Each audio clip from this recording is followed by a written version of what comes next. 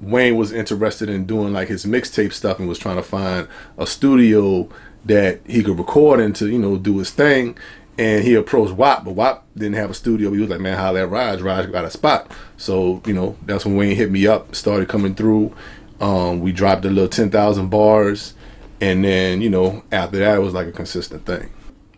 Yeah, we was upstairs because like this, after Katrina, we renovated, but like we was in this. Yeah, but I remember he was rapping and just like he had all like his little papers and he was just going through them because like when he hit me up, he was like, man, just take some instrumentals or whatever and put them together, and I'm gonna just come spaz on them. So I was working at the radio station at the time and doing a lot of clubs, so like they would always send me the singles for whatever the hot songs was with the instrumental and everything. So, I went through, just got all the instrumentals, recorded, mixing them up, putting them back to back, and then he came in and just ran it. You know what I'm saying? And I think that was the last time I ever saw him with notebook papers in his hand. You know what I'm saying? Like after that, he was just all off the dome. I don't know, like I feel like I definitely saw the development. You know what I'm saying? Like, we always thought Wayne was dope. Like he was always like, one of people's favorite hot boys. You know what I'm saying? Just with his flow, like the little quirky things he used to put in his raps and all of that.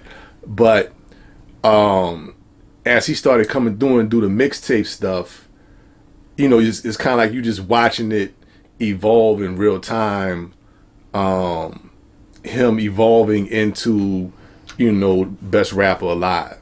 And, it was interesting that him having the freedom to just kind of do what he wanted to do really gave him a chance to really like kind of like spread his wings and, become the beast that he is. A lot of fun times, you know what I'm saying? It was cool to be there in the room and, be a part of that whole situation. So I didn't add that. Wayne added that. Like when we was doing the squad mixtapes, when I was DJing for Wayne and everything, and they would come through my studio and record. So, they would do like the little interlude sections where they'd be like talking in between the songs, and Wayne just, I think what was that one? Squad, I want to say it was like Squad 3 or Squad 4. And he said it like several times on the CD. Like first I was like, yeah, we got Raj behind the board. He like the greatest DJ in the world. And, he was like, Raj Smoove, like run it. You know what I'm saying? Go to the next song. And then I think maybe like the second or third time he said, he was like, we got Raj Smoove, the greatest DJ in the world. And at the time, I didn't think nothing of it, but a little while after that, cats would just run up on me in the street and be like, the greatest DJ in the world, just mimicking Wayne, and it just stuck, you know what I'm saying? So like it wasn't nothing that like I came up with, you know what I'm saying? Like Wayne came up with it, everybody else latched onto it, and I definitely appreciated it, especially in the sense that like I would have other DJs saying it to me. You know what I'm saying? Like hip hop is super competitive. So like for another DJ to be like the greatest DJ in the world, like that always meant a lot to me, for other folks, my peers to say that. Right. You know what I'm saying? So like, like I never, you know what I'm saying? Because I never was out here with the billboard like, man, I'm the greatest DJ in the world. Like nobody can touch me. Like I never approached it like that. It was like everybody else was saying it, so it just kind of stuck. So I met Lil Wayne from being on tour with Cash Money. My homie WAP, who was in my my crew in Psycho Ward, which was like our little Wu-Tang Clan thing that we had going on in the 90s.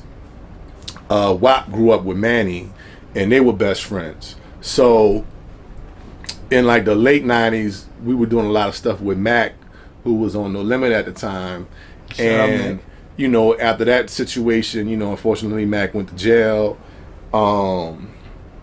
Actually, it was a little before that, like the No Limit stuff just kind of like just started getting shaky for everybody.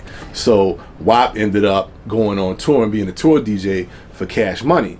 So anytime they were in town, like, I would go and hang around Because while my partner, Cash Money's popping, I'm trying to be on the scene. So they had a New Year's Eve party that they was supposed to be airing on BET, which was like the jump off for the Cash Money Rough Rider tour.